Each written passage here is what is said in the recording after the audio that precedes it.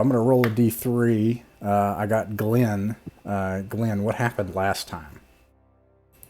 Last time, if I remember right, we were told that there was this evil tower that these villagers and their, I guess Uncle Bob here didn't like. So, to aid the village and whatnot, we went to investigate this tower. Turns out it was a mixture of Jurassic Park and a zoo with ape men, if I remember right, and dinosaurs. We fought our way up through the tower, sometimes using their own. Sometimes using word of command to be straightforward and having them fight each other. And up on top of the tower, we found a flower-like thing shooting a beam into a sky, guiding a comet. We found a snake man telling us to just leave it alone because there's nothing we could do. And in the end, we slain both. We killed his ape man guards, and we averted what might be another disaster for Aether or Earth or Air. And now we're on our way back to the village to see if we can get some kind of a meeting with Boba Bug Bazils and talk about getting our ship repaired. Yeah. I guess it was a chaos. They were trying to summon the chaos deity, some kind of like. It was a lizard and a warrior that just, conquered all the planets that he came to, or worlds. I think, if I'm going to be honest, I think it was going to be a giant snake demon lord, and if we didn't avert it, we would have a giant demonic fight on our hand between a frog and a snake. Yes. Which might end up to Toad War 3. Ouch. My back. Can't make me laugh that much. My back's broken. But you did avert it. You stopped its beaming ray into the stars that was guiding its lizard ship in it was its beacon guiding it in. That's the ship that shot you down. But you stopped it, and so the ship had no guide to come home. Perhaps some form of intelligence or automation or something, but it bypassed Aerth, thereby not inviting Sizlak, the serpent, back into Aerth. And so, yes, you return to the village. I will read this part, actually. Few know of the Toad War, a dark crusade that occurred eons ago in the primordial swamps of the world. In the dim days of history, man bowed knee to myriad supernatural forces in hopes of fecundity, prosperity, and to assuage their seemingly insatiable desire to sow discord among other mortals. Of the many entities honored, few were more loathsome than Scafradoaz, the croaking despot. And so you make it back to the village. Let's see. And that's where you all are now, where they have agreed to guide you to... they have agreed to guide you to their god. It is swampy and humid. They celebrate as you return with the tower having been destroyed. It crumbled as you left. Bowing down before you and also throwing their arms up into the sky in praise of Bogabuls. Bogabuls. They're the frog god.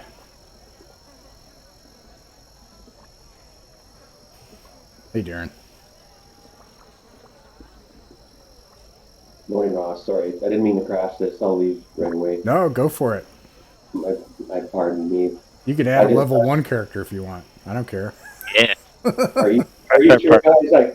I didn't go to work today, so I was like, don't mean to crash this at all, Frost. No, it's fine. Yeah. Okay, I'll just be a fly on the wall for a bit, okay? Yeah, And, no problem. I really appreciate it. And like I said, just say it's full. I have no problem. So, He heard. you return to the swamp village. What do you do?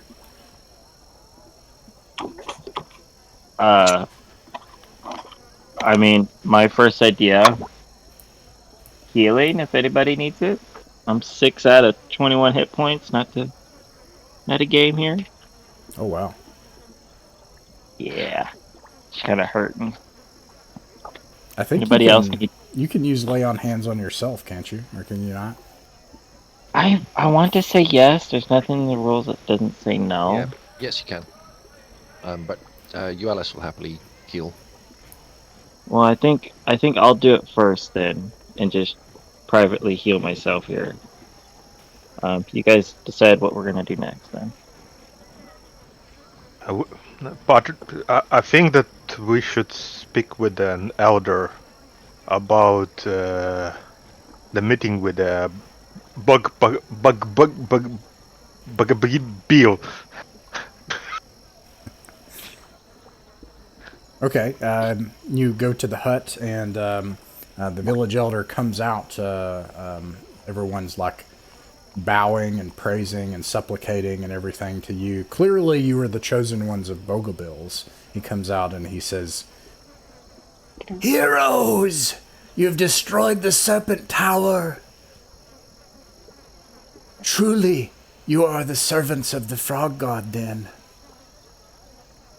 ULS will say, excuse me, I am no servant of the Frog God, I serve the Lady Justicia.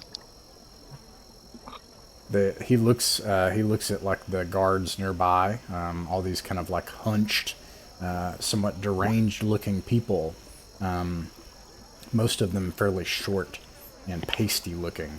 And he looks over at the different guards, and they look back in confusion when you say the name Justicia, and he says, "Is that a different kind of frog?"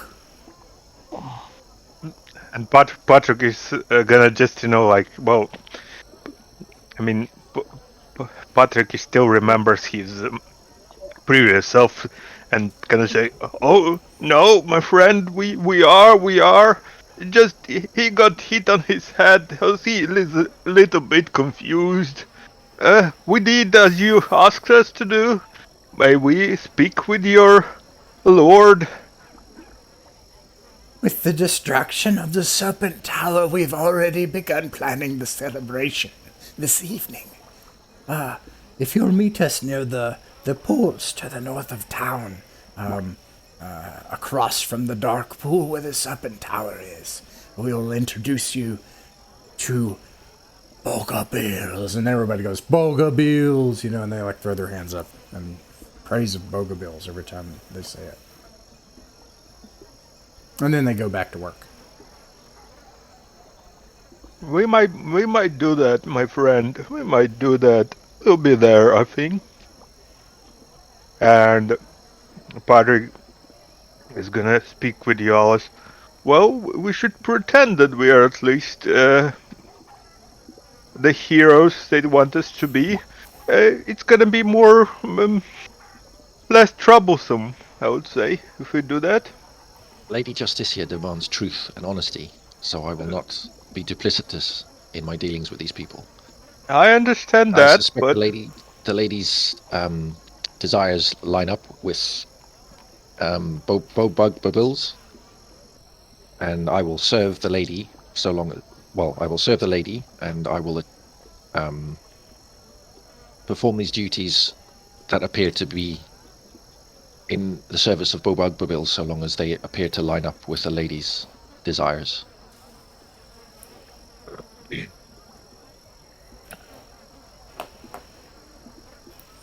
Let's see.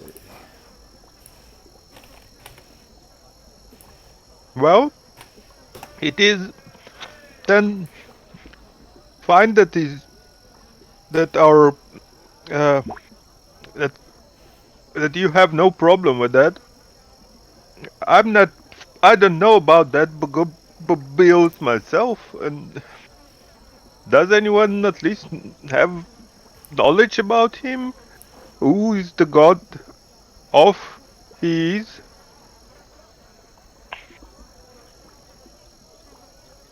Are we not dealing with chaos here?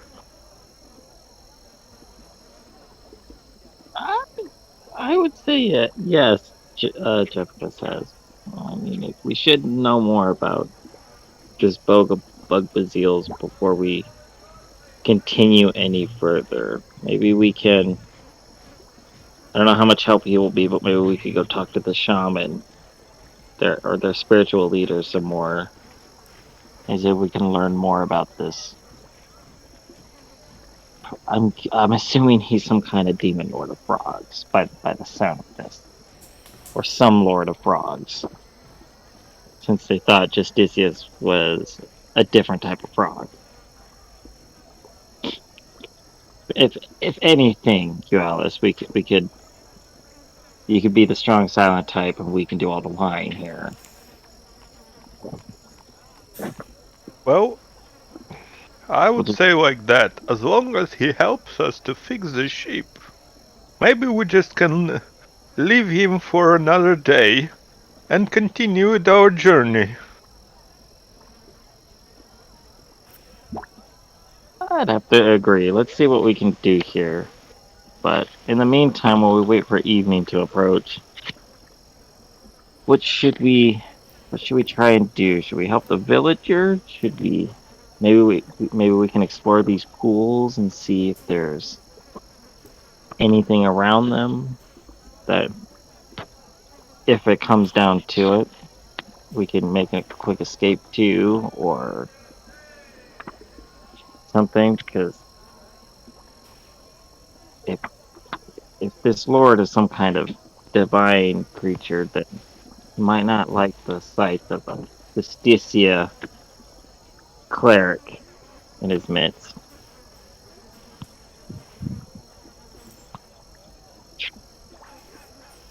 I'm not sure that he will be also fine with seeing me as I am.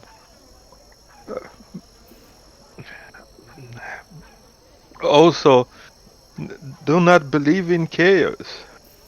Exactly, but I mean, with Patrick, with your age, we could just say that you're a senile, kind old man who carries a bucket of water around, just in case. But I don't know. It's really hard to tell with these guys. They're kind of deformed. They're kind of. Anytime we say bug baziles, they stop mid work and worship him. Charles is like, yeah, that's fine and everything, but do we have another plan to get our ship up and out of the swamp and get out of here? No, that's true. Or at least, at the very least, finding a way to get across the swamp to get out of here for now, and then come back for the ship later. But it looks to me, you can actually see, so I'll just, just to scribble here, out of character, to scribble here, what you kind of have is like, somewhere over here to the southeast is your shipwreck, right? And you have a crash site, and then you traveled just a few miles until you got to this swamp village. And then just across from the swamp village was the serpent tower with the dark pool. And then they're suggesting there's these swamps, these marshes to the north, and around you, as far as you can see, are swampy ruins, but also these old structures that rise up out of the swamps from something that perhaps was here long ago. But as far as you can see, all around you are just swamps. Miles upon miles upon miles of swamps. Is there any indication of a road? All those structures, do they show up as some kind of line or anything? No. Yeah, that's so one of the problems looking around is that just like it looks like endless swamps as far as you can see. It would be very difficult to try to, especially with the things you've encountered so far, to try to make it out overland to escape the swamp. It'd be like something like trying to make it across a salt flat, just hundreds of miles. So we very much need to get our ship working before we can leave this place. Do they have any boats? Like, do they build any kind of boat here? One of the peculiar things about the village is it seems that they're so incredibly insular and local. In fact, when you mention a different god, the very oldest person in the village is like, oh, of course it's some mother frog. It seems like this is all they know. And that they've interbred for a very long time. You can even tell that there are only maybe 36 of them total in the village. It looks like this village is on its way to extinction. As it stands.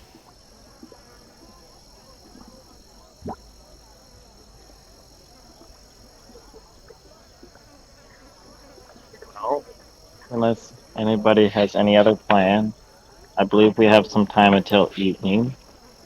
Should we investigate the ruins? And this might be where this celebration is going to be held.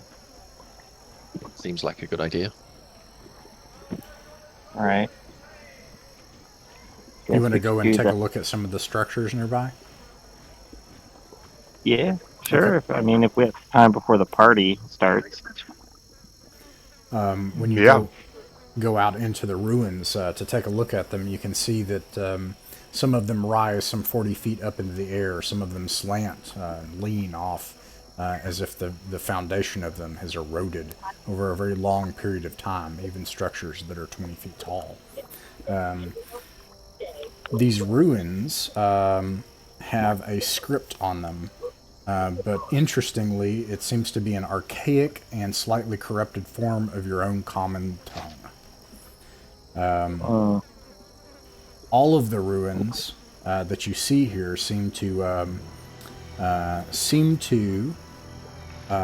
either point to the unmitigated praise of Bogubils,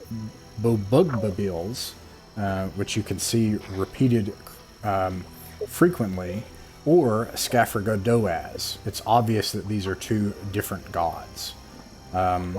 Some sort of cataclysm must have struck this place long ago. You can also see in your common tongue among the ruins things that are written in various places. References to the Croaking despot. That there is this idea that all of the cosmos itself is actually a primeval soup of mud and swamp. That all of life and reality arises from the swamp. And it seems that as far long ago as anything has been, these people were very religious toward their swamp entities. You can also see that there are references to human sacrifices, that this was a very important part of their rituals. You see references to something called the Silentian Knot, but it's spoken about in just like as if the reader would already know what it is. Do we know anything about that Silentian knot? Only what you already know, which is whatever you do know. But the some things We know nothing. Some things that you can gather from in context regarding the Silentian Knot is that many of the ruins that are connected to Bogubils, when they reference Bogubils, they also talk about the Silentian Knot as some form of insidious adversary, like an infiltrator, like some kind of disease hiding among the followers. And they feel that this is an important part in the cosmic scheme of all things, these two forces, that there's this kind of subversive element that is the Silentian Knot. And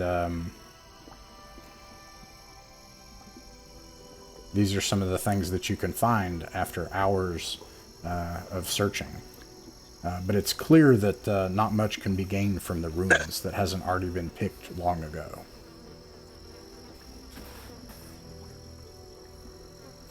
Do you know anything about the other deity that Bugbabilus was fighting? Only what you already know. Scafradoas. Right. Although That's nothing. you have some new things that you could ask the village as evening begins to fall.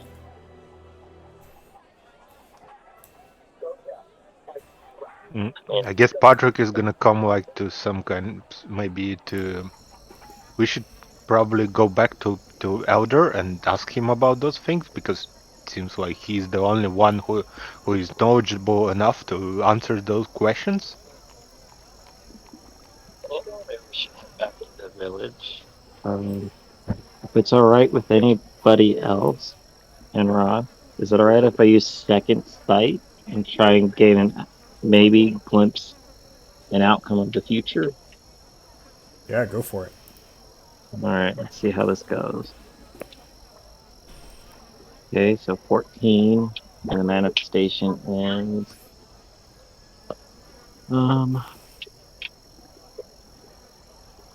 A third eye appears in the cleric's forehead.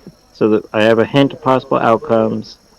I gotta spend the following round concentrating on a choice that must be made in the next 30 minutes. There's a 75% chance that the sense the cleric receives is accurate. So I guess the outcome for choices is whether we go through with this celebration and meet this Bubblebug Bazils, or if we attempt our own way out of here. That's what I'm trying to figure out. Okay, so you're trying to find out. You're trying to. I make sure that I understand this, and you're coming in a little bit distant. I have to turn you up. Actually, I will. I'll just turn you up some more. Sorry, is this better? Oh yeah, that's better. Thank you. So you have you are able to ask a question with your third eye that connects you with this deity of chaos. That you're able to ask them whether or not you should do something. If to put it in more colloquial terms, is that right? Yeah, Like a pretty choice? much. Yeah, Should we- I'm basically seeing into kind of future possible outcomes, Okay. and I get a 75% chance if it's right or wrong. But what I'm trying to ask the deity is, should we go forward with this celebration and meet this Bobug Bazils, or should we really just find our own way out or method of transportation? Okay, that's easy. You see a future, an eye just like pops into your head, and you have this terrible headache, and you can suddenly see in a different way. And let's see here, even let's give you chaos vision, as you see in the shifting purples of chaos. Suddenly you're able to see the world almost in a different way, and you can look ahead to the ritual site, and you can see that there's this immense figure that rises up out of the swamp, and you can see that this thing is full of hatred and malice and uncaring toward both the village and toward you. But you can also see beyond it that there's a temple, and it becomes clear to you that you have a choice that your Chaos Lord is giving you that maybe you wouldn't have otherwise had. It's obvious that there's swamps as far as you can see all around. You would certainly perish if you tried to make the overland journey on your own. But the choice that this other chaos deity is offering is an illusory one. For you can simply forgo any deals with this chaos god and go and take the prize that it offers anyways. Because there is, you can see that what it's going to offer is that there is a temple still stocked and inhabited off in the distance. That somewhere within it you might gain a clue to something that you could use instead of its own patronage. Does that make sense? Yes, that does make sense. I'm So- going to relay that to you, Alice, Patrick.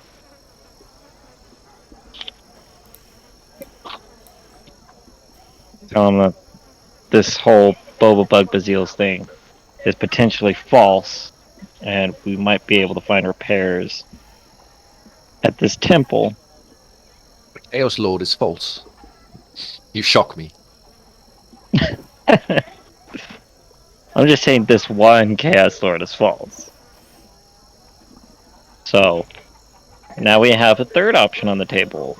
Either certain deaths through the swamps, meet this Uncle Bob, or find this temple.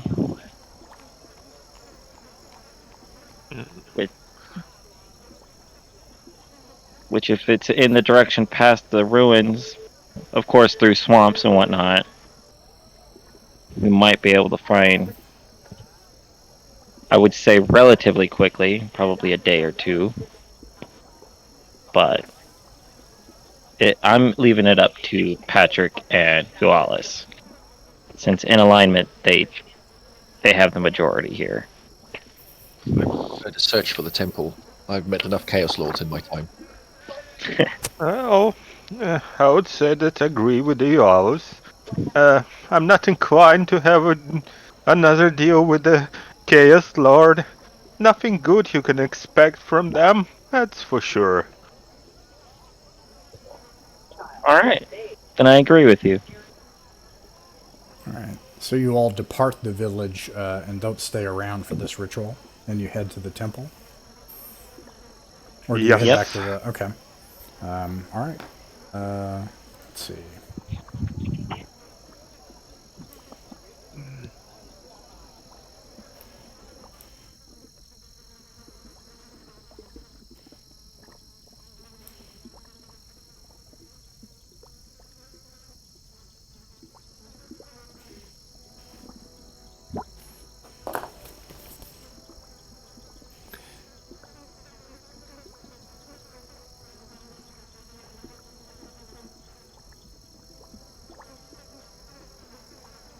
This is kind of out of character, kind of what's happened. So you travel north along the swamps as your third eye indicated from your chaos patron.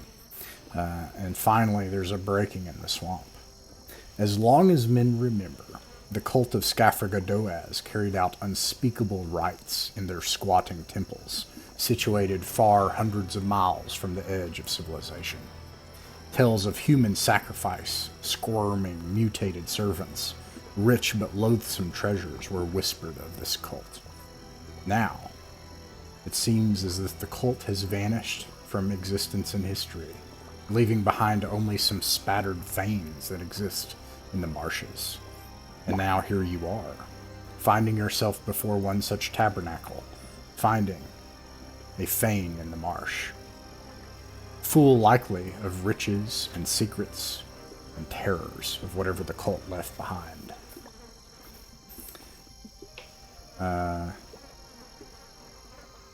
After your journey through the sucking mud and fetid waters and moss-shrouded trees, you emerge from a bog into a waterlogged clearing about 75 yards in diameter.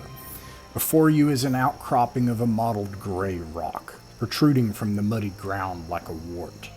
Rising some 50 feet high, 150 feet wide, and 200 feet deep, the outcrop is obviously molded by mortal hands at some time long ago.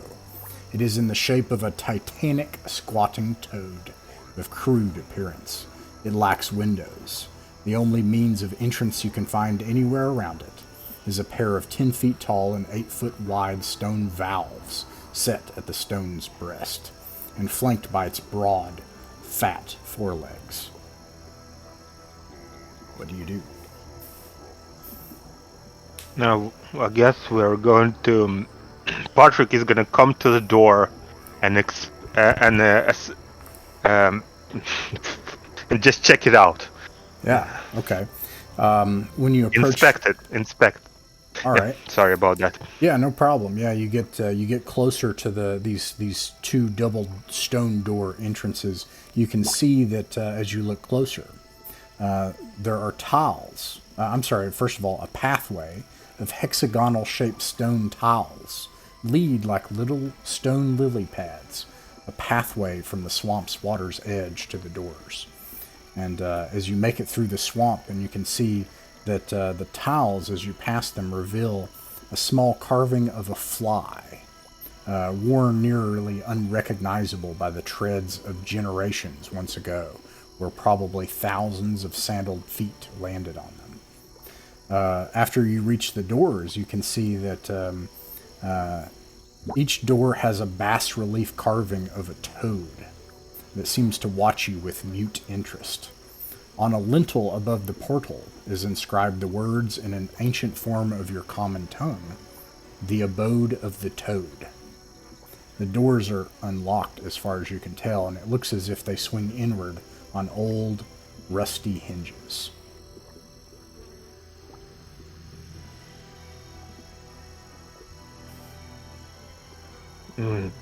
I would try. Oh, I would take continue?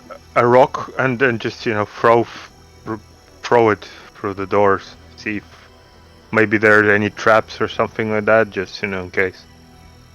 You push the door open and throw a rock inside. Yeah. As soon as you put the old Patrick hands on the door, it creaks loudly on the old rusty hinges. It even emits a kind of croaking sound like a great prehistoric batrachian. And as the door swings open, you can see darkness inside as the swamp water, the mist billows into old, musty, dry air that hasn't seen a lung in a long time. You take a stone and you throw it inside into the darkness. Let me see what happens.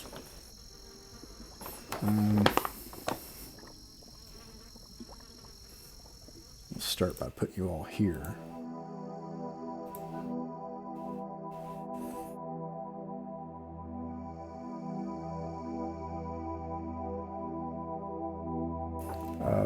I wanted to offer Ian, what do you think about, since he's also a cleric of law, do you want to just have 2 turns and have 2 clerics of law?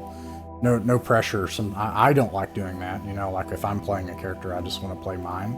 But you can do that if you like the tactical aspect of it, because you know the spells very well and you're very acquainted with how a cleric would work. So I can do. I'm not sure what spells he's got. we could just assume it's a duplicate of you. Okay. And then the same goes for Charles, who's a warrior, and Latro. You know what? I'll do them. Warriors are so easy. I could literally do that off the top of my head. I have their HP and AC. So, okay. Let's start with the door. Oops.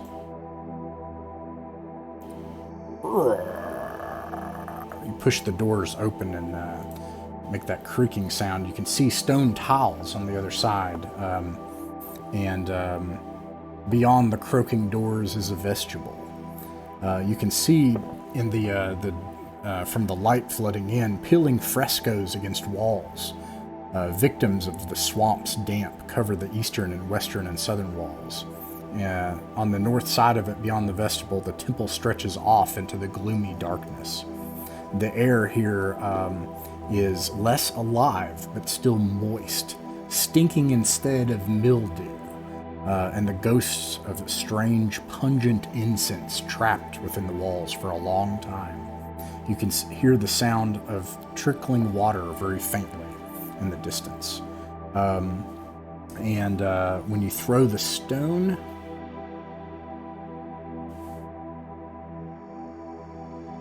you see it fall to... It clinks against something in a floor out in the open. By throwing the stone, it doesn't seem like there are any traps on the stone floor, at least that are activated by it, but it lands against something on the far side. But it's like there's some vertical object out there in the distance that it just clinks against and lands on. Well, I guess we're gonna take our lanterns out and and gonna continue exploring. Oh, This- actually, Darren, if you want, you can play one of these warriors. Totally up to you. Sure. Okay, that would be a just for your. So it's a Dungeon Crawl Classics raw from the book Warrior. They have. Okay, well, I don't know how many hit points they have. I think. Let's see, they're level 3. I'll just say max hit points for a level 3. And I'll play the other one. And he's got armor class 12. Latro does. His name's And he has a Latro? spear. Huh? His name's Latro? Latro, yeah, he has a spear. He's a soldier, and the spear is magical, and it's +1 to damage and to hit. Or no, to hit. And it also has, but everybody has the Bane of Chaos, so you don't have to worry about that. Unless you get separated, we'll deal with that later. But otherwise, it's a level 3 Dungeon Crawl Classics Warrior. Okay, sorry, what were you saying, Eugene? Yeah, we're gonna go further and explore and see what's. We're gonna take. Patrick is gonna take out the lantern, gonna fire it up and light it up, and gonna enter the temple Okay, let me and give see. you light. And let's see what we see there. Alright, and you go inside the temple. I'll describe what you see. I'll control Charles, who will go with you. Okay, on the inside you can see what looks like a temple with transepts that go to the left and right of the temple. There's a fountain in the center of the room. Transepts to the east and west, and at the edge of your torchlight, you can see some pews, most of which have rotted and fallen in. Let's see here. It says the interior of the temple widens into a transept, crossing the main space of this fane. Semi-transepts, small open areas attached to the temple's central space, extend to your east and west. And in the middle of the transept is a trickling fountain. A basin of scummy waters rise, a carving of a toad seated atop a rock.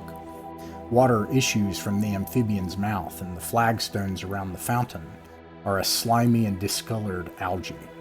The temple continues past the transept, and a number of benches and pews can be seen.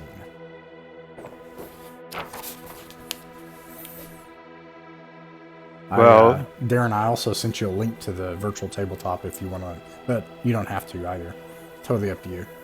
No, I just asked for a password. Follow me, all one word. Follow me, and then I And you can use Kenneth or Ken. Okay. And the password is follow me. Yep. Thank you. Yeah, no problem.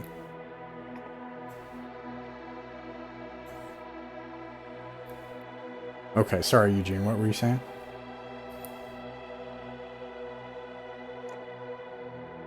I guess Patrick is gonna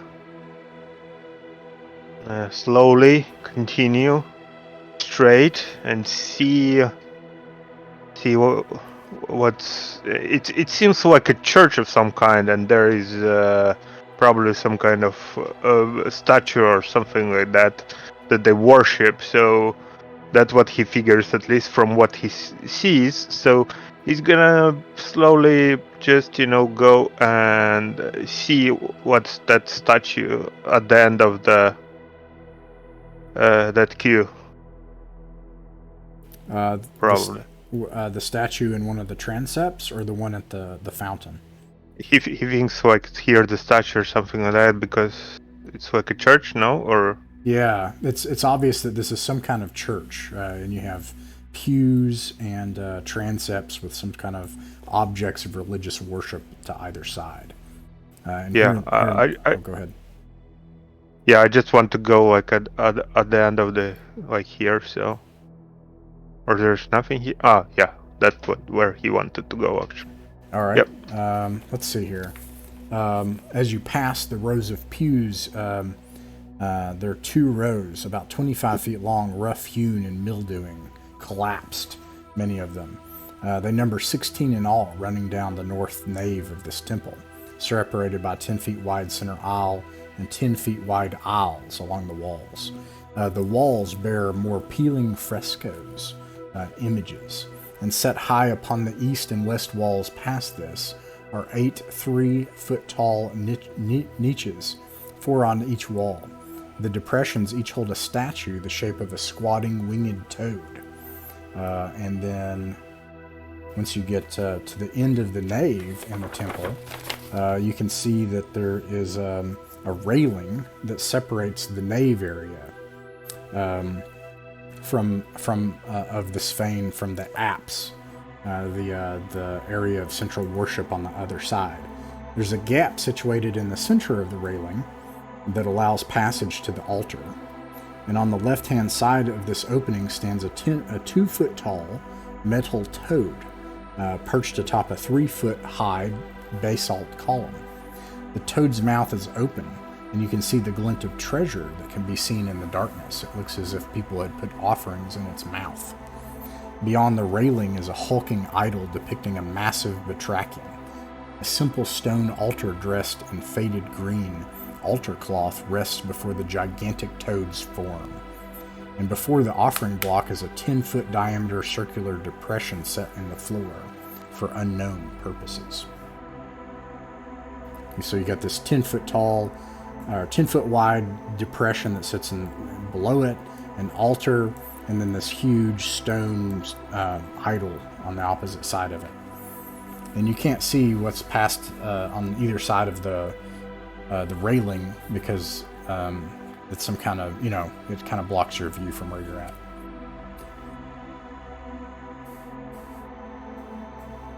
Does anyone wants to do anything? I'm gonna go put my kettle on. Sorry, I want some tea. That's all right.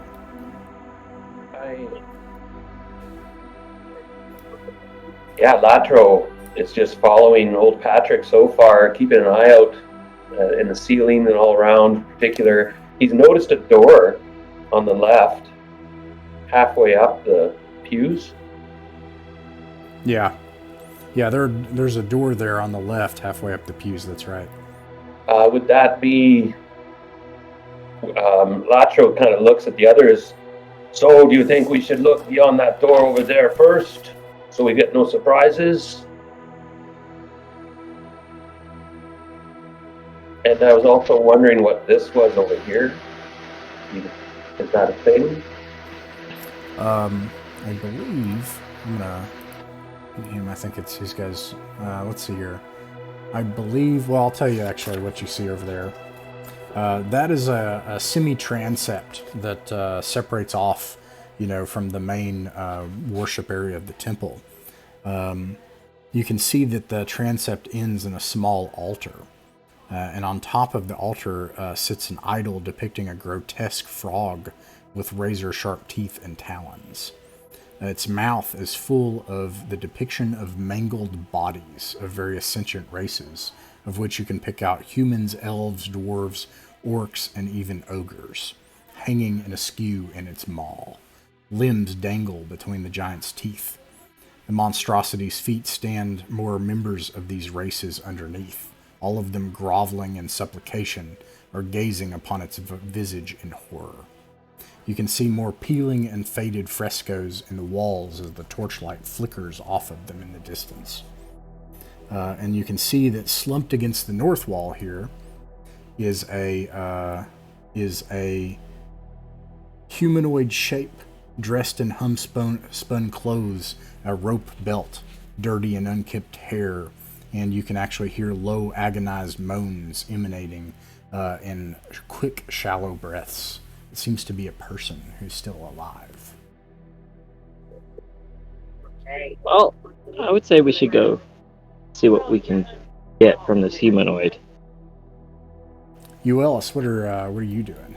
Well, at the first indication that there's someone there, Euelis will head over this way. Oh, okay. And to take a look at the person, like from a medical standpoint, and offer healing. Okay. Yeah, there seems to be a man here in rags, long hair and long beard, and looks desperate. He's like, help me, and you can actually see as he holds up his hand, there's something squirming underneath his flesh of his own hand. And as you get closer, you can actually see it across his chest, that some large bump forms under his flesh and then falls underneath again of his flesh as if a tide. Okay, so if I do restore vitality with a 17, actually, is healing going to be? Yeah, restore vitality seems to make more sense here. There's something amiss here, companions. Yeah. So I restore 2 points of temporary lost strength, stamina, agility, intelligence, or personality, up to the maximum. Okay. See if that helps him, and if not, Justicia will, Eualis will ask Justicia to ease his pain, and will lay on hands as well. Okay. So it sounds like you're trying to heal him. Yeah. Oh. Although Justicia does not want to heal him, apparently. Yes, it seems like power does not come out from you for some reason. In trying to ease his pain, you can see some life come back into his eyes. He looks at you imploringly and is like, he says, I knew of this Fane. I had to come here because I owe debts. My family needed help. I knew that there would be things in here that could help me. I needed to pay off our debts. And you can actually see a large lump form at the bottom of his neck and then slide across the skin underneath as he begins to scream in pain, and it causes a lot of noise.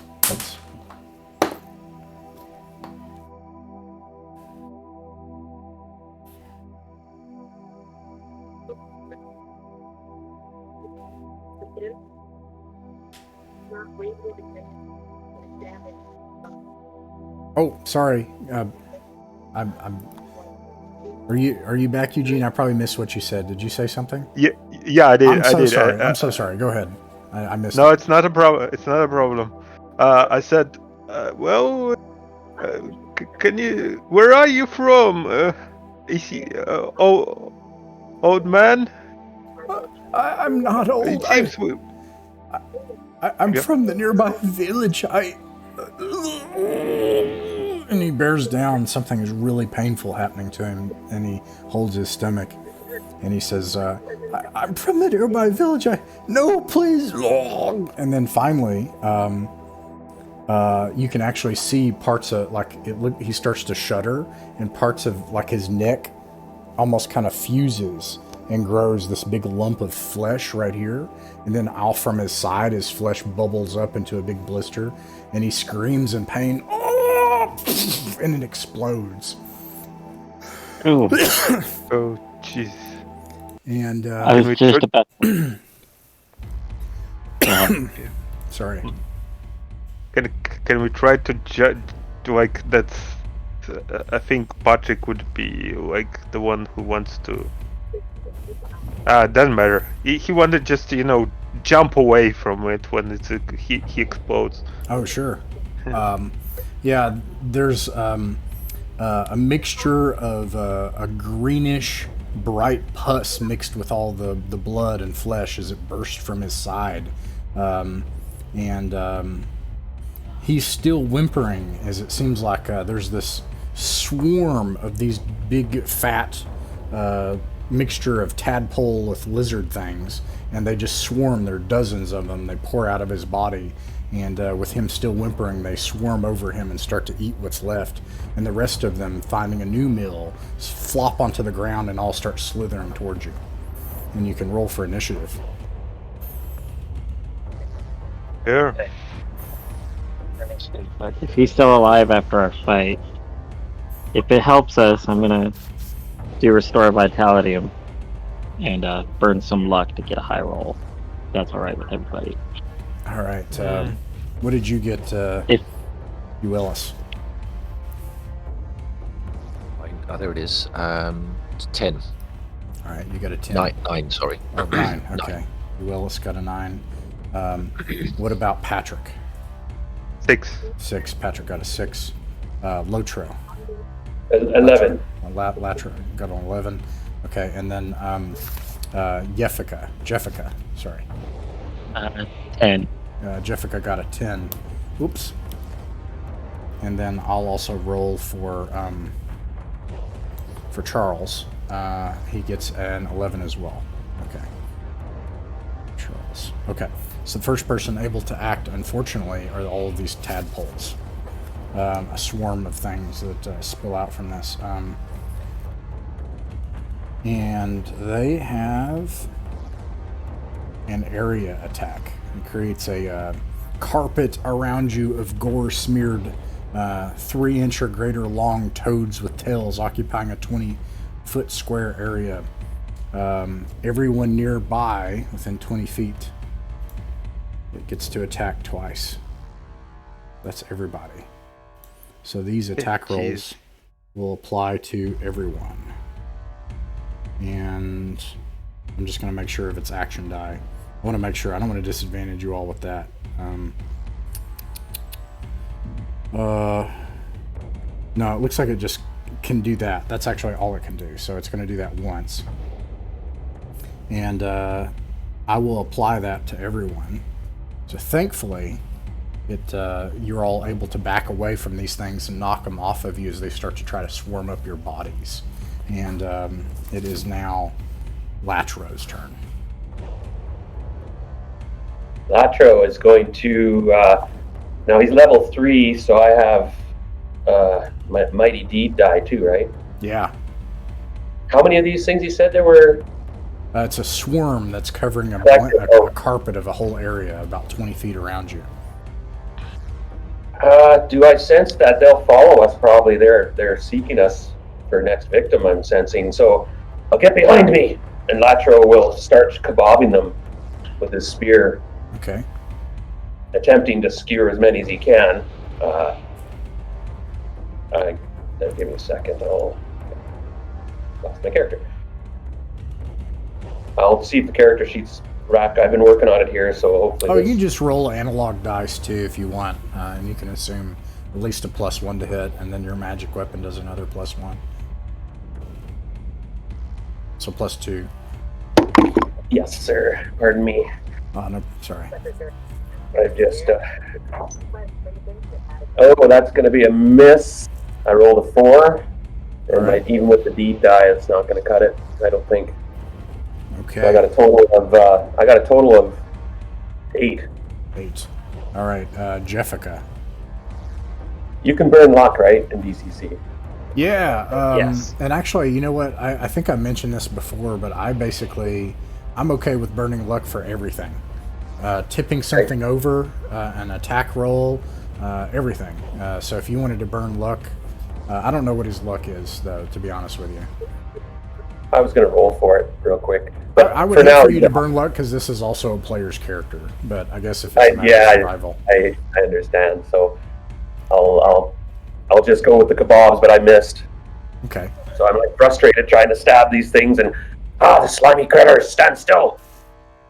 Yeah, that is exactly what the problem is that these things are just everywhere and you're trying to skewer them. They're all around the ground around you. Jeffica, what do you do? I'm going to do the same thing, even though I have a staff. Just going to start stabbing. Okay. Ooh, it's a critical, so... Nice. 20, I mean. So let me go to the critical page. Everything's page 84. If you want to move on to the next one, I'll roll for that. Yeah, absolutely. Thank you. Okay, yeah, so let's see. The next one is maybe Charles. Charles is a warrior. And let's see, that also misses. Oh no, Ellis. Ellis is going to just try and splat one with his warhammer. Alright. If I can find... Oh, there it is.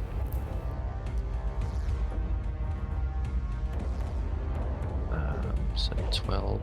It's 12 hits. 12 does not hit. Okay, so he misses then. Okay, Patrick. Yeah. Well, hopefully, maybe I'm more lucky today than last time. So he got like his new magic. It's called Scorching Ray. Oh, nice. Yeah. Yeah. Ooh. Yep. Do it. Scorch. Yeah, and it doesn't say that about any mercurial magic in description. So no mercurial effects. It's weird, but I thought I guess wizards there's got that none. straight away. I think when that they it's pick a spell. possible that you could not have a mercurial effect too if you use purple sorcerer. I think that you can also just not have one, but I can't remember exactly. Yeah. Yeah. I Anyway, no. so you chaos abomination, burn, and let there be peace on this plane. And he's gonna try to scorch him with his scorching ray. And it's gonna be intelligent plus 4. Let me roll intelligence. Ah, nice. And plus 4, it's 19 actually. Yeah. Okay. No, sorry, plus 2, it's 17. Plus 2, so yeah, so it's a 17, and with 17 I got right. So it's just give me a second. It's one target takes 1d8 caster level damage. Additionally, it must make a DC 15 reflex save or catch fire. It fails. What's it look? Roll for your damage first of all. Yeah. And then we'll see. So it's 1d8 for. So my caster level, since I just become the withered, and it's second level only, yeah, as I understand. Or because I'm level 3, it's a third level wizard. It's it on your works. chart, but you're a third level wizard, but it's whatever your chart says you can cast. Okay, so it's 3 then. Okay, so 1d8 plus 3. Oh, nice. Oh yeah, caster level. Yeah, you're level 3. Yeah.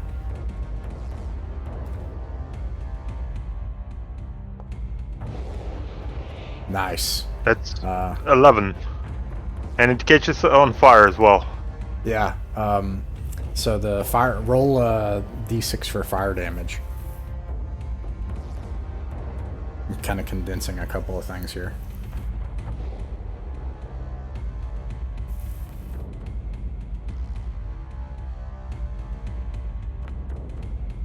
All right. 4. Yeah. So I think basically you say all that, and then everybody's trying to stab it, and you get around to where there's just kind of like the group of them, and you have people there, and you're able to raise your whatever staff or whatever you have, and you just turn into a flamethrower, and you're just like that, and you're able to, you hear squelching and squealing and popping as these things are scorched, and you destroy them.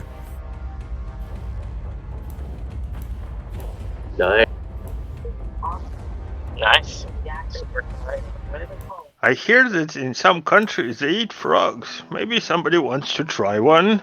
It's perfectly fried, you know. Charles is like, Nicely volunteered. no thanks, no thanks. I'm good. Well, I wonder what happened to him and how he got. It looks like he got that thing inside him. I didn't manage to ask him. Probably that's the first question I should have asked. Well, I'm getting too old now, I guess. It looks like to me you made a deal with the wrong patron. Careful who you make deals with. And on that note, I glanced toward this stout toad frog on the. Perhaps he offered a prayer to this thing here. And I point at that statue. One of the things you notice as you look toward that, and the smoke seems to condense into water vapor as it's unusually chilly in this part of the transept. There's this chilly vapor here, and you look and you see in that chilly atmosphere, there are, it's a statue that has like things hanging out of its mouth and people begging in little stone shapes beneath its feet.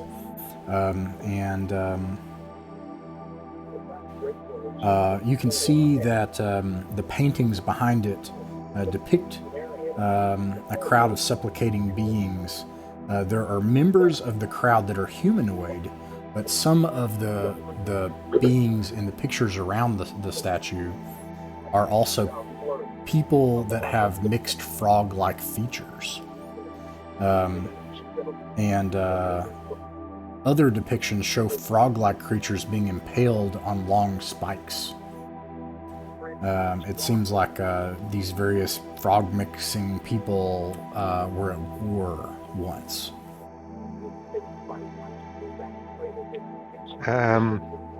Since it's like we can feel that it's very chilly, can I try to detect magic on that statue and see if there's any magic? Is it like have magical energy? Sure. Okay. Let me see. He's rolling. I'm assuming the guy died then from his wounds? Or is he still whimpering? Oh, he's crispy. That's 14.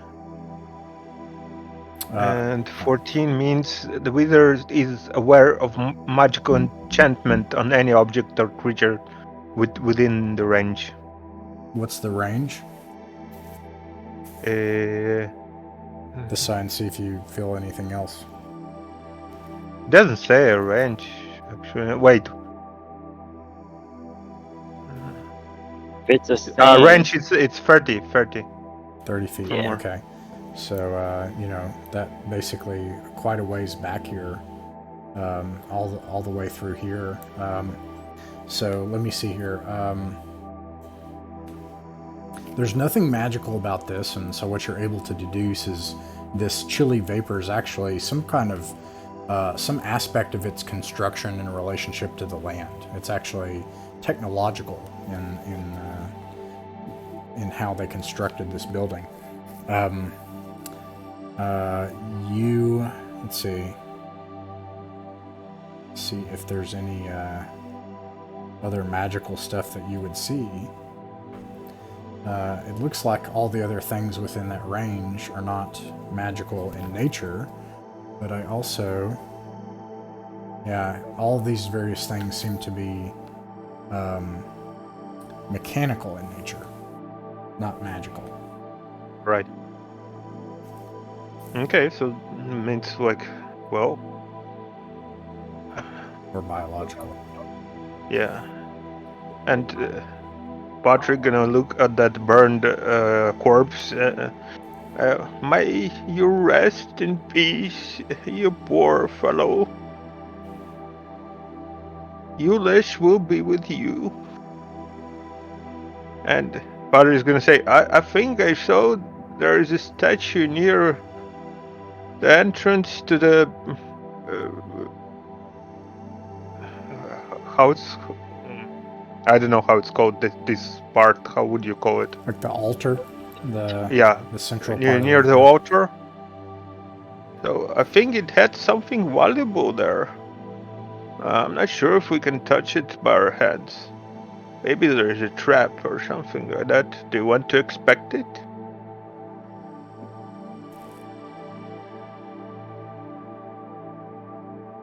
You're probably right. This is a dangerous place.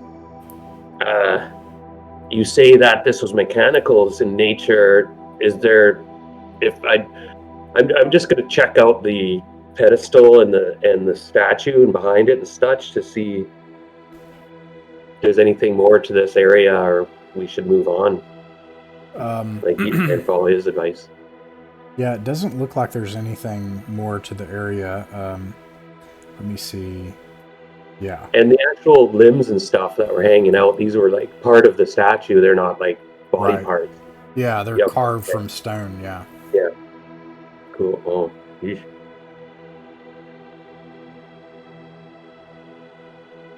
I cannot find anything else. Patrick gonna take his spear and gonna show on that statue here. There, I seen something there in the mouth of it.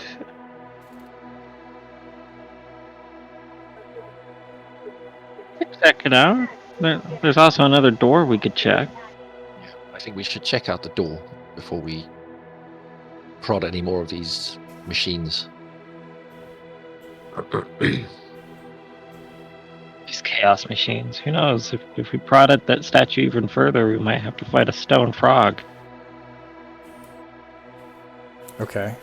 With When what- you cross back onto the opposite side in the dark of the excuse me, of the temple, making your way through the broken pews to the opposite side, you see a door here, and yeah, what do you do? Actually, I think I'm wrong here. Let me make sure.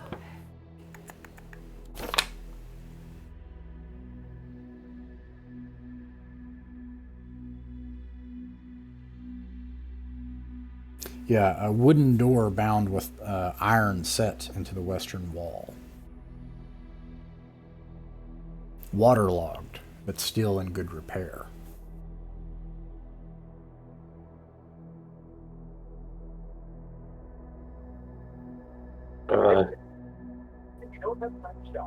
Latro will nod to the others. Shall I open it?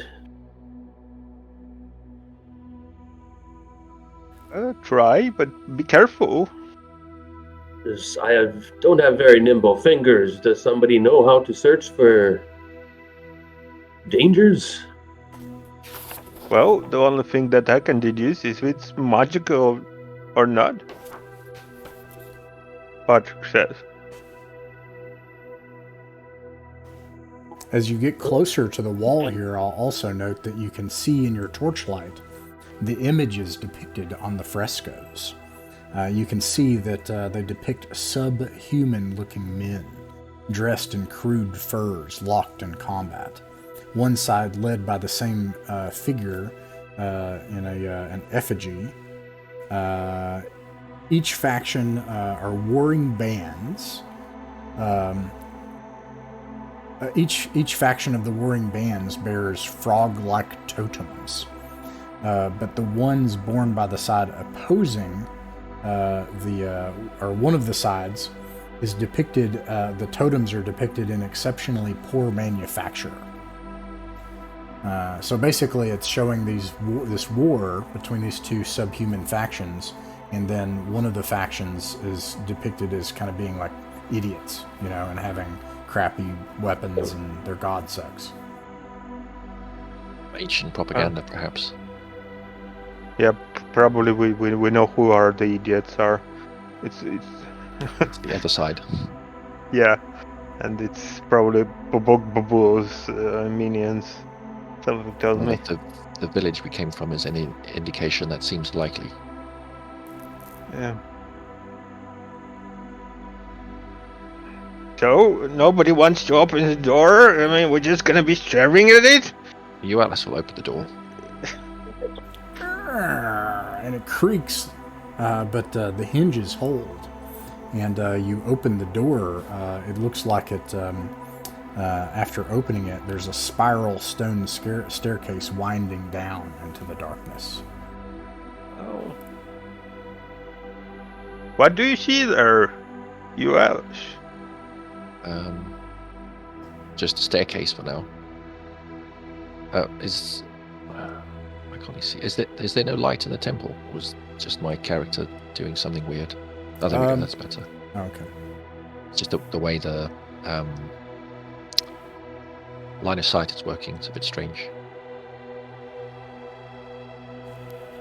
Well, it's a staircase descending, so should we pull the door closed and investigate the remainder of this level before we head down?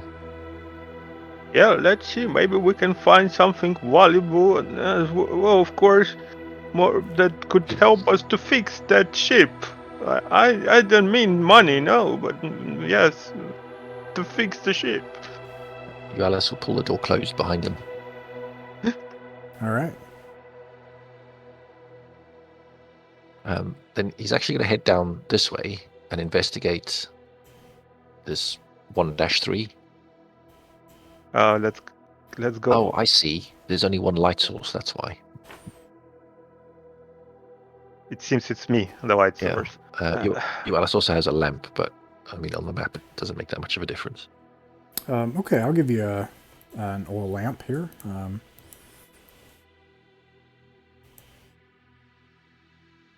There you go. Okay. So, you're investigating this other transept. When you come down into this vestibule along the walls, this western space, you can see that there are frescoes along the walls here. There are toads in the paintings. They're joined by a ferocious-looking human male with matted hair and dressed in crude furs.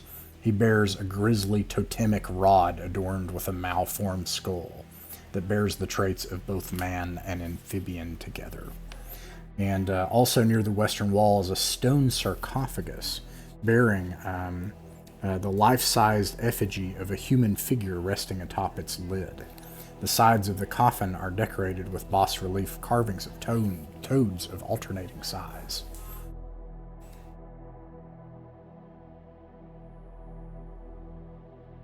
This is still a sealed sarcophagus. Say again, sorry? The sarcophagus, it's still sealed, is it? Yes. Okay. I'm not much of a one to upset the dead. If this remains closed, I am inclined to leave it here. Yeah, Is there may the an epitaph? dead rest in peace. Yeah, and you, Alice, will walk away towards the other side of the transept. Okay. In the other transept on the eastern side, at the far end, you see an iron framework holding together wooden shelves set one above another in a staggered procession. Each shelf is covered with stubby, unlit candles and melted wax that have long gone cold.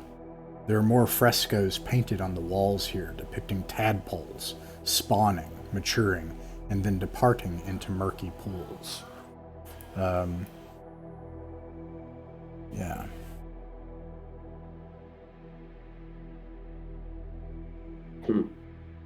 Do they look like this is a storage area or a place to put prayers or wishes or whatever you want to call it? It's a votive candle stand, like you would see in cathedrals, where it's lines of candles, Okay. little candles. I think Alice is going to pick up a few of them, just as backup lighting. Okay. These are little tapers, the candles are. You find some that aren't even burned. So you are able to collect 6 different candles that are good. They all have a grayish green wax to them and somewhat dusty dust has dried around the outside of them.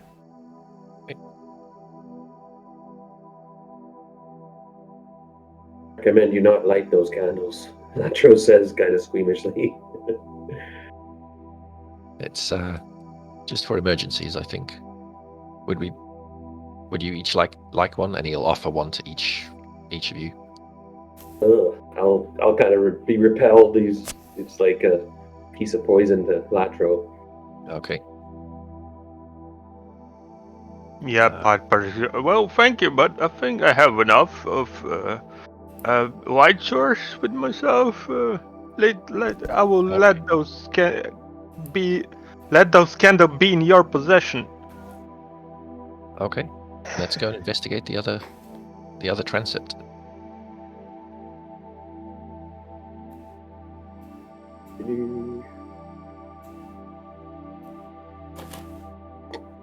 Okay, you check out the final transept? Yeah. All right. The northwestern semi-transept, gloom cloaks this section of the temple as you approach. Before your lantern light is cast across it, it's hard to see what's in it, but as you get closer, it feels almost like your light sources seem to struggle against the blackness, having this dimming effect. Let me see here. Yeah, that makes. And then there's a squat, wide object on the altar, appearing to sit against the far wall in some manner of font or brazier standing before it.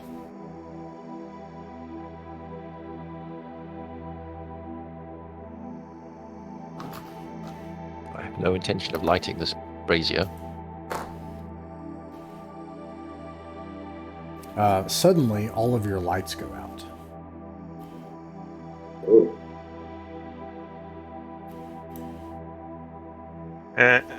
Potter's going to just look around and see what's going on here. Why is my lantern is not burning anymore?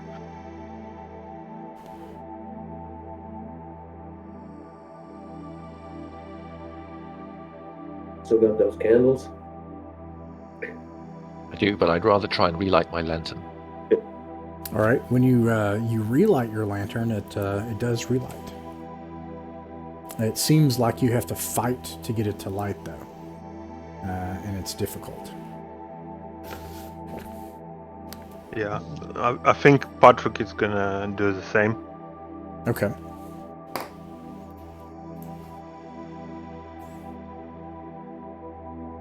You have a torch, right? Maybe we should leave this magical darkness. I The whole place is cursed.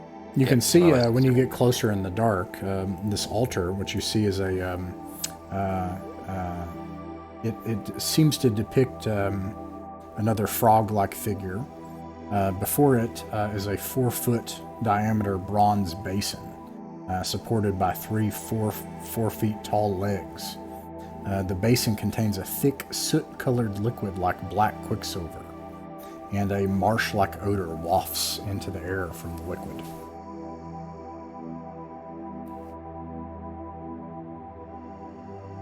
Well, I think we should leave it alone, and Patrick's gonna go here. See, there is something there that is valuable, I think, inside. Yeah, you have some kind of offering thing. You can see valuables glinting from the mouth of this toad-like figure, and then on the opposite side here, there's a huge stone or huge frog idol, an altar, and some kind of circular depression in the floor. That's what you see over here. Patrick is gonna take his spear and gonna put into the mouth of that statue. Okay.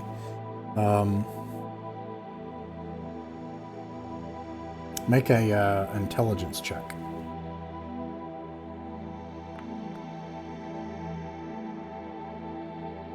That's 14. 14. Two things happen. First of all, the mouth of the toad snaps down on your spear. Being a holy weapon, it doesn't damage it, and sparks actually fly off of it, but it causes it to shoot back from just the force of it. It echoes this loud sound here in the dark. You can also see that there's a mechanism in the back of the toad's head. It looks like a key. It looks like a keyhole. Oh. We haven't found a key, have we? So no, we have. I have this magic, and it is called word portal. So would it like hold it in place if I use it? Yeah. It's like hold portal. Yeah. Yeah. I mean, you can try. We never know what's going to happen when you cast a spell, you know? So because it's not only works on the portals, it's also any door, trap, Right. Nice. door, gate, and stuff Ah. like that. I have waited so long for this moment when someone would use Hold Portal. Underrated Oh no, spell. but yeah, I know. Like I when I was thinking about it, where do you use it? I mean, when do you use it? Yeah. Yeah, exactly. Let me see. Yeah, let me see if I can. I would try to. So it has mercurial effect as well. So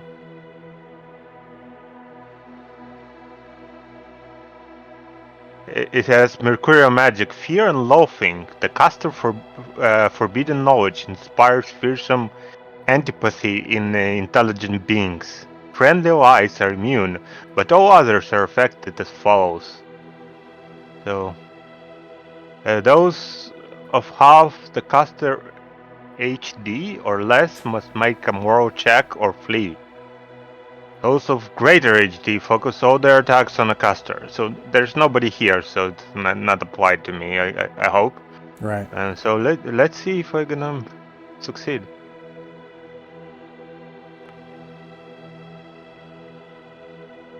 That's a 14. So 14 means... Right. 14 means portal is held in place for 2d6 10 minutes.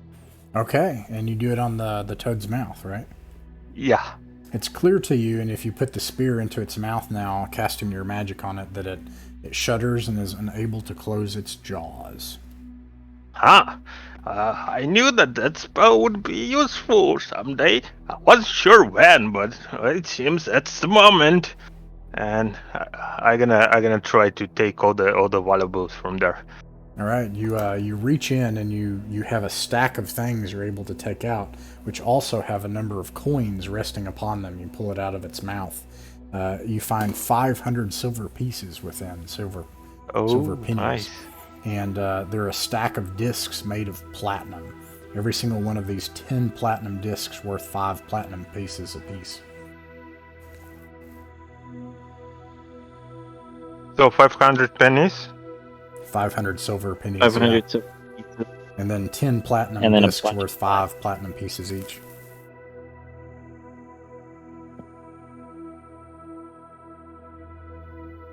So you just struck it rich, Patrick. If you're able at all to use some currency someplace. Yeah. Well, that is. Well, you have a point. Yes. If we are able to get out from here alive, I might as well buy myself something interesting, or I don't know. That money can be useful, maybe in other way.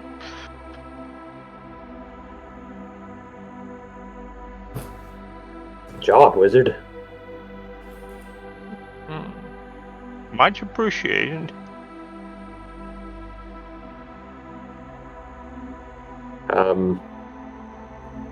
So, do we step into this asp up here? And I'm curious what's in this hole. It appears just to be a stone depression in the floor, about a half foot deep, 6 inches or so deep. Yeah. When we look around, what do we see? I mean, Sure. we see that big toad. What's in its mouth? Is there anything else in its mouth, or? So nothing? there's a raised dais. It's probably some 5 feet high off the ground.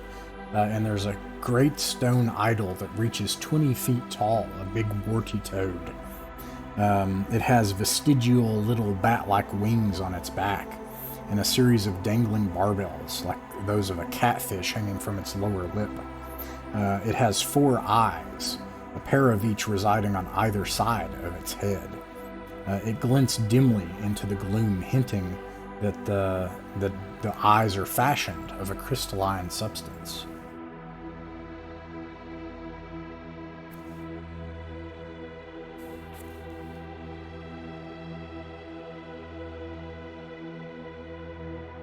Again, I suppose we do not have somebody who knows to look for dangers, but I will do my best.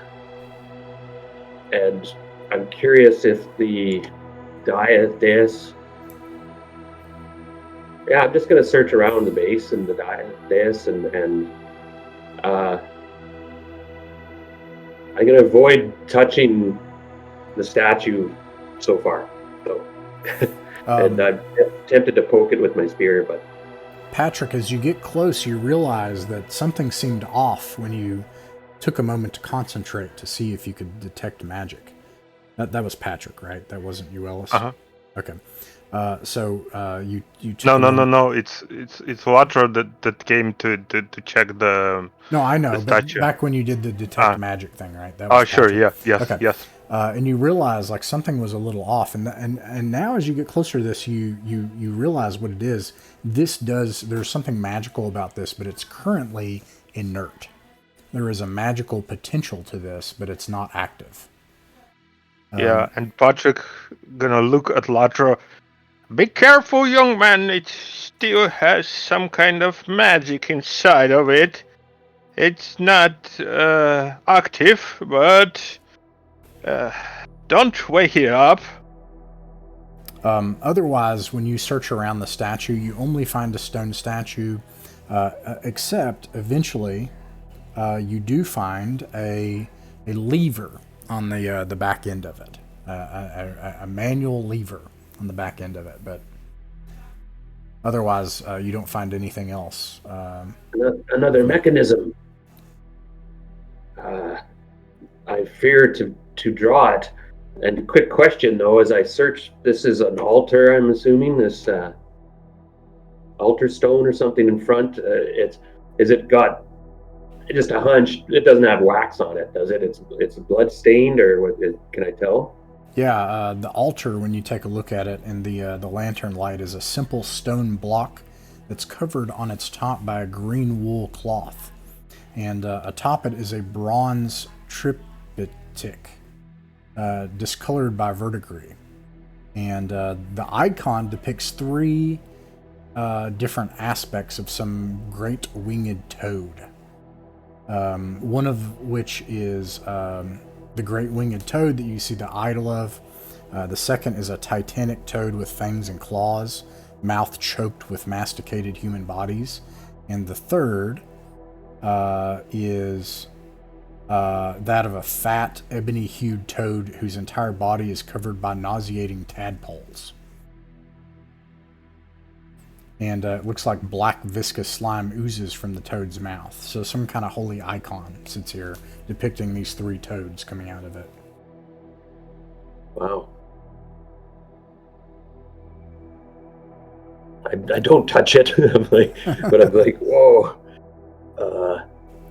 Very odd, this whole place. Come to think of it, I have a picture of it. Let me see here. There you go.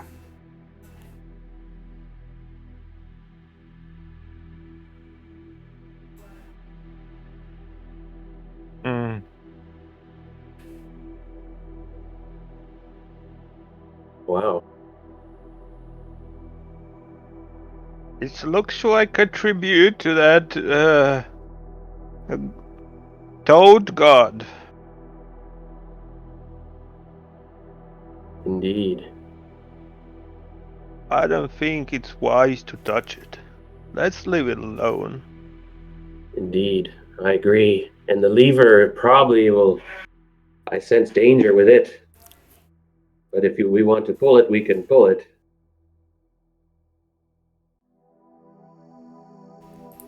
Anybody wants to pull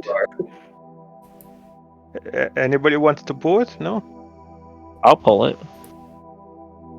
You pull the Oh, lever? go ahead. I'll step back a ways. Charles is I'll wait also till like, yeah, everybody's- you know what? You pull that. Yeah, thanks for doing that. And he's backing up as you do that. Yeah.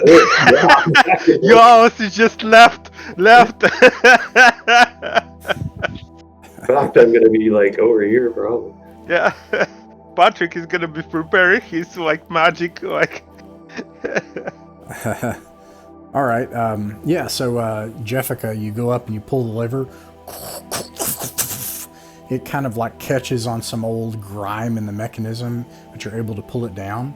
And then this stone disc in the floor right here simply slides, rotating out of the way, revealing a hole down into the darkness below. Okay, he didn't turn into a toad then.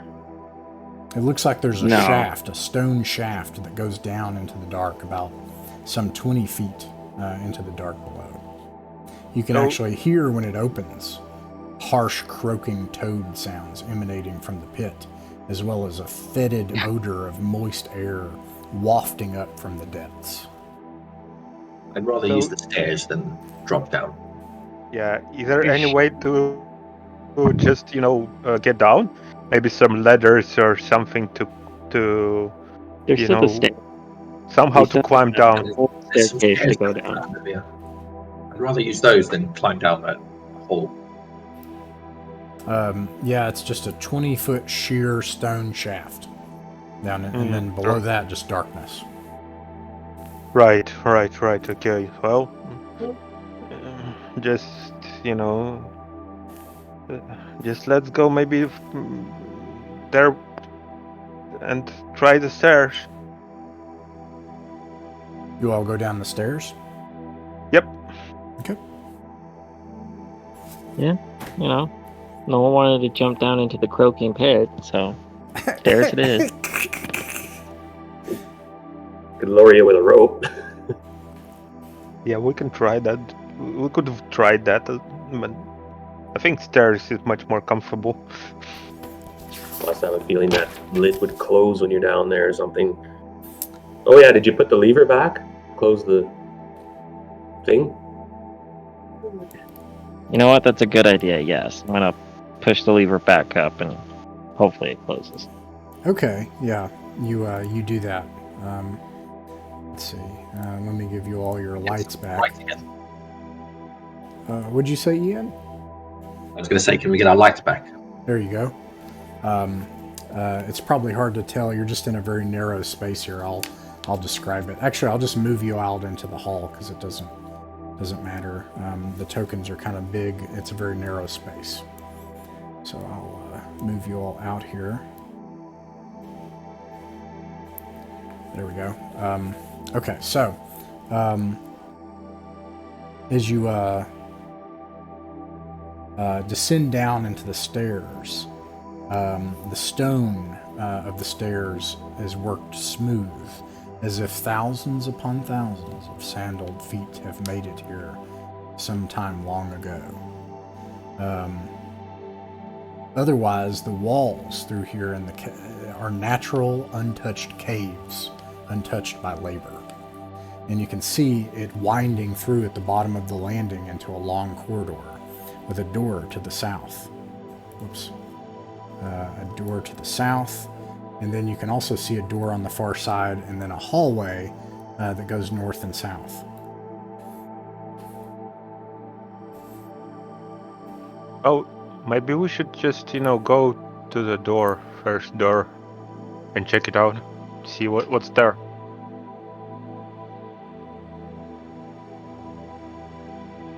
Okay. Okay. Let's see. Looks like Latra opens the door. There are odd alien odors that hint at unseemly spices cultivated in dark places beneath the earth that drift into the air as you open it, and these odors waft out into the dark around you. There are two mildew-stained wardrobes that stand against the east and west walls in this small 10-foot wide room. It's a very, very small room. And there are a trio of shelves bearing an eclectic variety of objects on the southern wall. There's another closed door located on the far side of the room. And a shimmering rune of liquid yellow-green fire drifts in the air before the door, bathing the entire room in a nauseating glow. Should we explore the room? Yeah, let's see what those objects are. Maybe I something think we should useful investigate the room first. I mean, in the room there is a shelf and objects. Yeah. Wise wizard, do you still have your detect magic going? I'm sure. I'll see what that light is all about. And the objects too. Yeah. Let me try to detect magic here in this room. Okay. A magic detector here. Ooh, I have 18. Okay. And 18 means...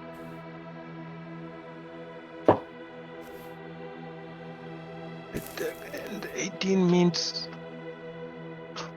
the wizard can determine exactly which objects or creature are magically enhanced within the range. He can tell if different weapons or items of equipment on a creature are attached, and whether a creature that registers as a magical roll does so because of its cloak, or because of something inherent in blood. Okay, so basically you further, can tell if it... Oh, yeah. sorry, go ahead. Go ahead, please. Now, further, the wizard receives a rough gauge of magic strength, revealed as the approximate level of the spell, the general range of bonus, or plus for weapon or armor, and so on. Objects behind 3 of wood, 1 of solid metal, or 1 of stone are not detected. Okay, so, and this is all objects within range like this? Yep, it's 30. Then here's what you are able to tell. First of all, you're able to tell that the candles that Uellis picked up are magical. Additionally, there are several objects in this room that have a magical quality. All of the incense along the walls, there are 5 boxes of them on the 3rd shelf. They have a similar kind of amphibian look to them, like the candles that Uellis picked up. These have a magical quality of some sort. There's a covered bowl beside the incense where there's crumbling and pitted wafers that give off a dank smell. They are also magical. And then lastly, the rune next to the southern door that's putting off this yellowish light. That is also magical. It's obviously some kind of defense mechanism that was placed on the door. Well, I can see that room there that meets the light is some kind of ward against intruders. And those, by the way, those candles you have, Uellis, are also magical in nature. I'm not sure what the effect is. Uellis drops them on the ground straight away. They make an almost slopping noise as they just, like putty, as they land on the ground. Also, there is the incense on top of those shelves. Also has magical properties, and there was what else? Sorry. Also, there's a covered bowl with crumbly and pitted wafers in a bowl next to the incense. The wafers are magical. They have a dank smell to them that you notice when you look at them. It's also worth noting what is in the room that is not magical, that you're able to determine because you can see what is magical, and that is the wardrobe, and any contents of the wardrobe are not magical. What is wafer? Sorry, my English is not perfect, so I'm not familiar with this word. Communion. Right, I understand. Yeah. Okay. Except these So are it's like greenish, and they have a really nasty smell to them. Yeah, so it's something that you eat and then something happens to you. Right. Well, can we... Yeah, so I'm not sure how we can take off this word. So you need to have some kind of dispel the magic or something like that, probably. The rune also, it means something, but it has it's a magical rune, so you would have to have an understanding of what it is. So. Can I try to understand it, what it is, or not? Is it like... Comprehend languages? Yeah, without comprehend languages, it would be very difficult, but you can attempt an intelligence check. Mm-hmm. So, let me try intelligence check now. Also, apart from the wardrobe that contains non-magical objects, all of the fetishes and strange objects on the south wall are also not magical. Yeah, I have no idea what it is. I rolled 9, so... But is the wardrobe have clothing, like robes in it and stuff? When you open the wardrobe, you see that there are mildew-stained priestly garments inside, robes of assorted religious accoutrement and vestments, mostly with gray and white colors. I wonder if these will come in handy at some point. We may perhaps need to disguise ourselves. And I wonder, were there more candles in this room, Ross? Yes. Well, I'm sorry, they're incense cones, not otherwise, no. Right. And they were magical, the incense cones? Yeah. Yeah. They have magical properties. If you look through the stuff in the room, the shelf with strange objects include water-damaged hymnals that sing praises to the great toad. May he devour us all, that we may be eternally in happiness within his bowels. And also another shelf of strange horns and clarinet-like instruments.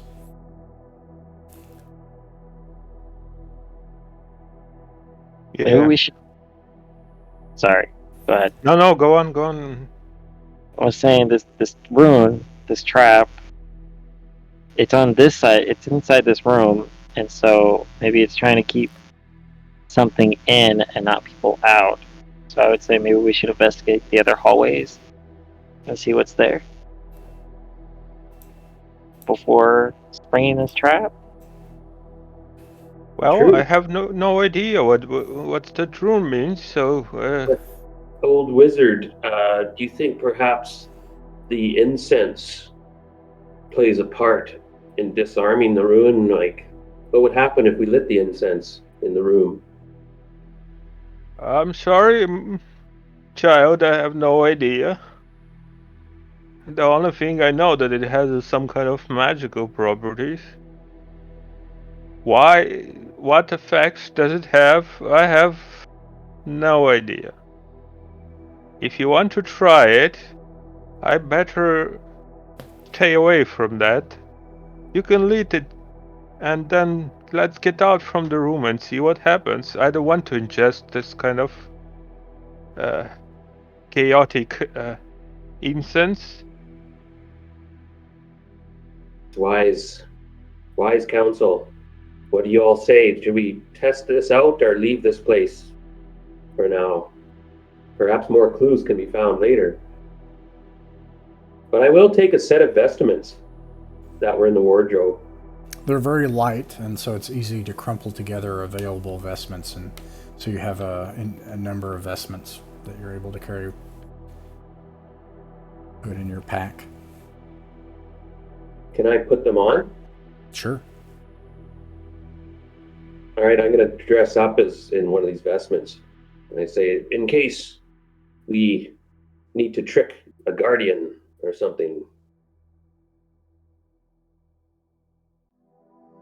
I'd say it wouldn't hurt to burn some incense.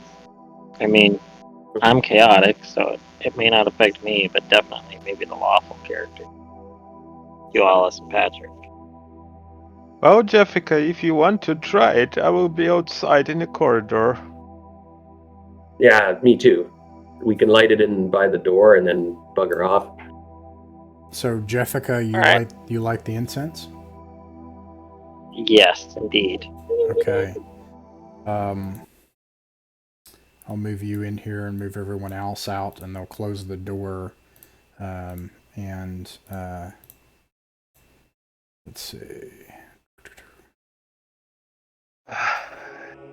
It was a pleasure knowing you, Jessica.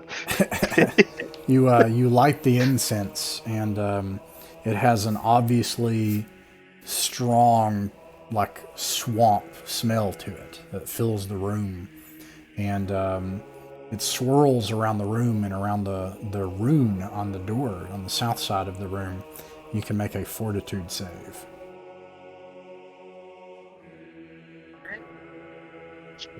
Check out the one. Got it. What do you think? 18.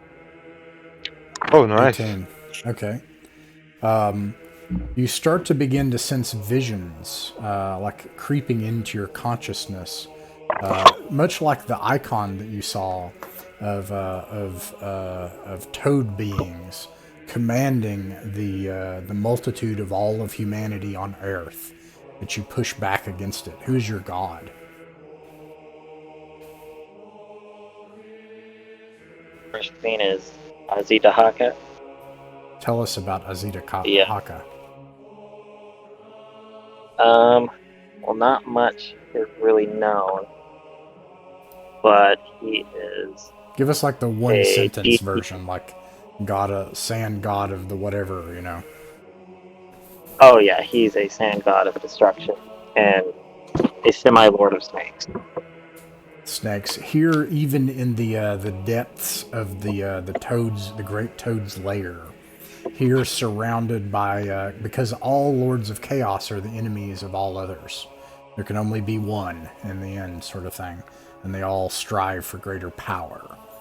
And here, even as it starts to seep into your consciousness, you focus down on your faith in your Lord, the Lord of endless sands and the serpents that inhabit them. And you're reminded of the fact that while this swamp seems so endless now, beyond it are still an infinity of grains of sand that your Lord occupies, and that this Chaos Lord is something not much at all in the grand scheme of things, in the great eternal struggle. And by your faith, you're able to overcome it. But it's obvious to you as you allow the air to finally fall, and open the door after the incense fades, that if anyone were to try to smell this incense and they were not a master of chaos like you are, they would probably fall under its thrall. Yo, are you alive there, Jessica? Yes, I'm alive, but I would recommend you three don't go in there. Let it air out for a little while. It smells You horrible. might not like what you see. Well, I'm not even going to do that. I was not even going to do that. So Well, shall we move on? And I'm assuming the rune did not disappear. No. All right. Well, I guess it wouldn't hurt to investigate the other hallways and see what's going on. Maybe there will be a clue to how to disarm this rune, as the incense did nothing but bring visions.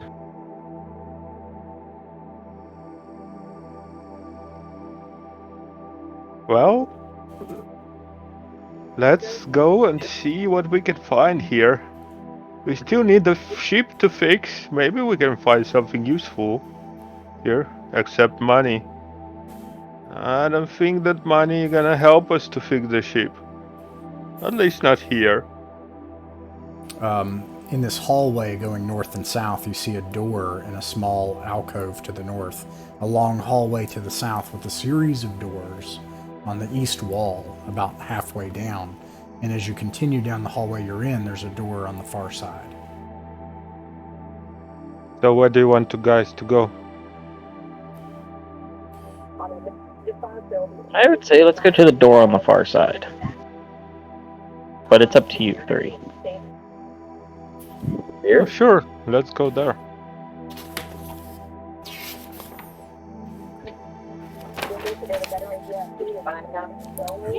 Who opens the door then?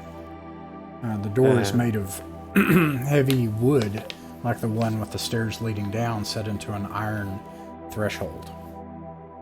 I think Well, Jessica quite happy wanted to to take go it. there. Sorry? Alice is always happy to be in the front. Ah, sure.